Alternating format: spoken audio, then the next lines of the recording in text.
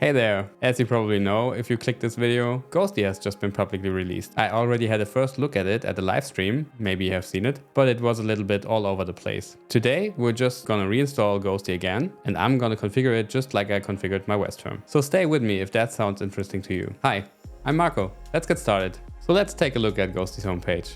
I really dig this animation. Let's head over to download. Currently Ghostty is available for macOS and Linux. You could just download the universal binary for macOS, but there's also package manager options. That's what we're gonna do. Trusty old homebrew again. Let's just copy this command, open up our trusty WezTerm, just paste this command in, let homebrew do its magic, and Ghostty was successfully installed. So let's switch over to Ghostty. Oh dear macOS, of course we wanna open this. There it is, looking quite good at its default configuration, I must admit. First, let's close up WezTerm, and also let's get rid of the browser for now. Let's just increase the font size a little bit. And that should do it, I think. So to be clear, we didn't configure anything yet, and this looks really good. On Ghosty's homepage, you can see there's a zero configuration philosophy that they're following here. So Ghostty provides sensible defaults for most users. Actually, I really like that I use JetBrains Mono as a default font, just like WezTerm, so we don't have to configure that. It's also the nerd font version, so they're even promoting to use it just without configuration first and try it out. And I did, and I think it's pretty usable. But of course, we can also configure it. And as I said in the beginning of the video, I just want to configure it like the way I configured WezTerm because I really like that config. So let's see what we really need to do for that. But let's first take a look at some of the features of Ghostty and why we might want to use it instead of WezTerm or any other terminal emulator. So apart from the zero configuration philosophy that I really like, the developers of Ghostty claim that it tries to be a feature-rich, fast and native terminal. Actually, I think the text that's written here is really written by Mitchell Hashimoto. He's a pretty cool and famous guy, and probably one of the main reasons why Ghostty gets so much hype right now. He worked on stuff like Vagrant, Packer, Terraform, so some pretty successful and popular stuff. So anyway, Mitchell is a pretty humble guy. After the release, he wrote something here on his blog. He started working on Ghostty to play around with Zig. Then he basically talks about that he used a private beta just to manage his personal bandwidth because he was becoming a father and stuff like that. And also that this private beta probably hyped up Ghostty unintentionally. So it seems like a pretty down-to-earth and likable guy to me. But anyway, let's get back to the technical stuff. Let's take a look at some of Ghosty's features. It supports all the good stuff like multi-window, tabs, splits, ligatures, auto-update, and so on. Also, there's support for the Kitty graphics and keyboard protocols, synchronized rendering, light and dark mode notifications. These are more geared towards the application developers so that these applications can provide more features for the end users. Here you can see some more feature highlights. Also here there's a little list of the macOS platform native features. The Quick Terminal is one of my favorite features. It's a QUAKE-STYLE drop-down. You can call this with a global shortcut. So if you just need a quick terminal somehow, it's always at the ready. I think also the good old iTerm 2 can do that, but it's been a while since I used that. And I don't know if WezTerm can do that somehow. I don't know about it, at least. Also these native tabs and also the proxy icon. The proxy icon is this icon here on top. You can drag this into another application or even into the terminal, for example, or you can right-click this. And this proxy icon exists in many other native applications on macOS. For example, in Finder you can use it. There's also the native quick look and secure keyboard entry. I don't really have a use case for the quick look feature, but the secure keyboard entry is pretty cool, I think, which guards off your keyboard entries from other processes. Okay, enough talking about features and looking at the webpage. Let's just try out some of the features of Ghostty using the default configuration.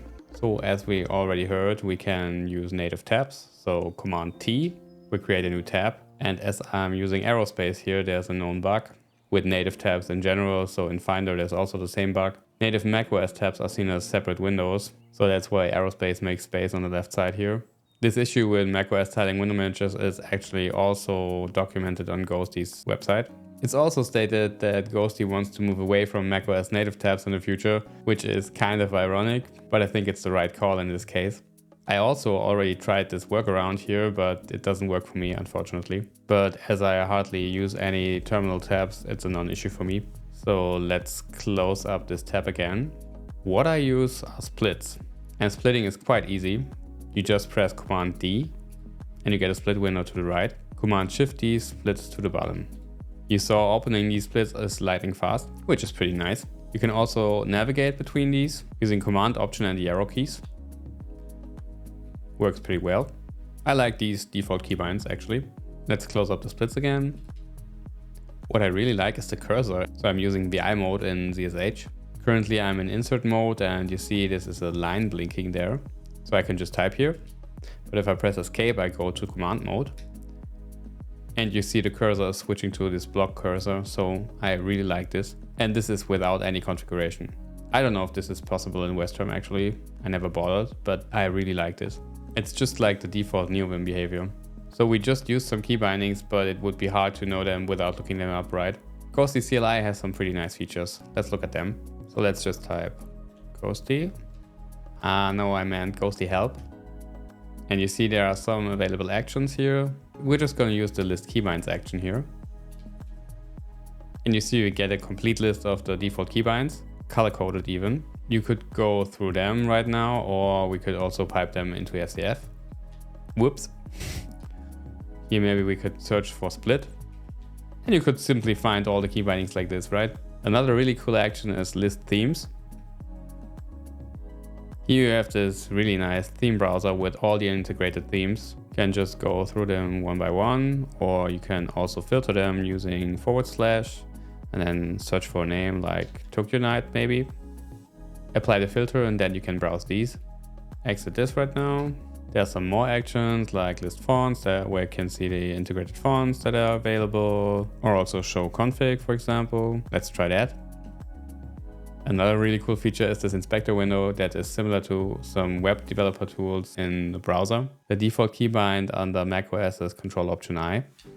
So here you can get all kinds of information about the terminal window. Some different tabs here. You can see which keys are pressed. It's probably pretty useful for some terminal application developers, which I'm not, at least not yet. So let's close this up again. Command up arrow, command down arrow are also pretty useful keybinds. You can jump up to the previous or the next prompt. So command up arrow and I jump to this prompt that is way up here or to the one above that. You can also jump down again. This is a pretty useful thing. So these are some of the features I really like in Ghostty. I like the default keybinds and it also looks pretty nice right out of the box. But I would like it a little bit more minimal, and also I would like some transparency. These are basically the only things I need to do, and then it would look like my WezTerm config. Let's see how my WezTerm looks again. So on the right you can see how my WezTerm looks. On the left there's Ghostty. So let's change Ghosty's configuration to match WezTerm's. So let's go back to the docs on the website. Here we can see about the configuration format. It's a simple text-based configuration file. File location is in the XDG configuration paths. You could use this location on macOS also, but we're going to stick with the XDG. We see we can use comments with the hashtag here, and the options are simple key value pairs. So let's just create this file. First we have to create a directory, and then we can just open this file. First thing we're going to do is change the theme to Tokyo Night. We already saw in the theme browser before that that's available. The configuration key for doing this is theme. So let's do theme Tokyo Night. Save this file. And to reload the configuration, we simply can press Command Shift, comma. And you see this gets applied immediately. The configuration options are all documented on the website. So let's search how we can change the background opacity. Go to the option reference. On the right side, there's another navigation bar. My head is in the way, of course. Let's put me up there. There are many options here. You can see the theme option here we used before.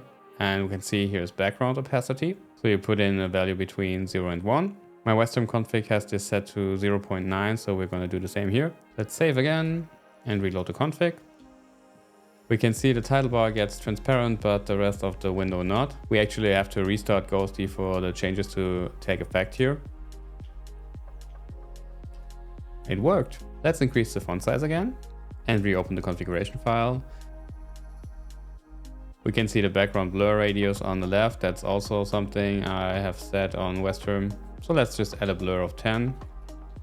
Save and reload. For this, we don't need to restart. I also want to get rid of this Windows title bar here, macOS title bar style hidden. Let's just copy that. Save, reload. Seems like we have to restart Ghostty again. Yeah, this worked fine. Oh, and let's also increase the font size so that we don't have to do this manually all the time. Let's do it up here. Let's do 24, something like that. Save, reload. Okay, we have to restart again. So I think this looks pretty much like my WezTerm config right now. On the right there's WezTerm, in the middle there's Ghostty. Looks pretty decent. Ah, but I forgot something. If I switch my theme in macOS from dark to light mode and the other way around, WezTerm also automatically switches from light to dark and the other way around. I had to write a Lua function in WezTerm for this, but I think in Ghostty it's pretty easy. So in the configuration of the theme option, we can see that we can simply define a theme for light and a theme for the dark mode. This is for the dark mode. We already defined that. And add another item here. For light mode, we'll use Tokyo Night Day. Save, reload the config. To see if this works, let's open the appearance settings and switch to light mode. Seems to work. Back to dark mode. Okay, great. That was easy. So I'm pretty happy with the result here. It's a pretty small config. So with just 5 lines of configuration, we have a really nice looking terminal. To be honest, without any configuration, it was also quite pretty already. And also quite functional. Of course, I forgot to add the coolest feature, the QUAKE-STYLE terminal. We still have to do that. So we have to learn how to set up our custom keybinds for that. Let's check it out. In the documentation, there's an overview of custom keybinds. Also pretty straightforward. You have this keybind option, then you have the trigger, and then you have the action. The trigger is basically your key binding. The trigger can be a single key. It can be a single key with modifiers or a sequence of keys also. These are the modifiers you can use. And there are also trigger prefixes. What we're going to use is this global prefix. If we use the global prefix for our keybind, we don't have to have Ghostty focused. It just always works. And of course, we need an action to happen, right? You could also do trigger sequences. So this would work much like Tmux bindings with a prefix, or similar to how leader key in Vim works. But I don't want to use a trigger sequence for my keybind right now. We still have to look up the action. At the action reference, almost all the way at the bottom, there's this toggle quick terminal action, and this is what we want to bind. Oh, that's pretty cool. The example keybind here is reminiscent of the Quake keybind back in the day with the grave accent. So let's just copy this. Go back to our configuration file and add this to the end. Also, let's get rid of WezTerm. Save and reload again. Let's try this out. I'm a little bit excited. Are you? Oh my god. Feels just like Quake back in the days. The toggle works great. So we could just go to the dot files here and list it out or something like that. Toggle it off again and toggle it on again. That's really great. And also we don't have to have Ghostty in focus for that. So that's great. Does this work if I close Ghostty altogether? I don't know. Ah, it actually doesn't. So Ghostty has to be open at least for that. That's too bad. But anyway, very cool feature. So I think we achieved our goal. We learned a little bit about Ghostty. I actually really like it. There are a few things I'm missing that WezTerm has that Ghostty doesn't. The quick select mode and the copy mode. Those are great things I almost use daily in WezTerm. I don't know if I can live without them, but I think I'll give Ghostty a shot in the next few days and try it out a little bit more. I think it's a pretty good terminal. Maybe it's a little bit too hyped up right now, but I really like it. Also, I really dig this animation. This is pretty cool. So I hope you had a little fun. If you want to see how I set up WezTerm, click on the video right here. Over there, somewhere. So thanks for watching. Take care and see you around.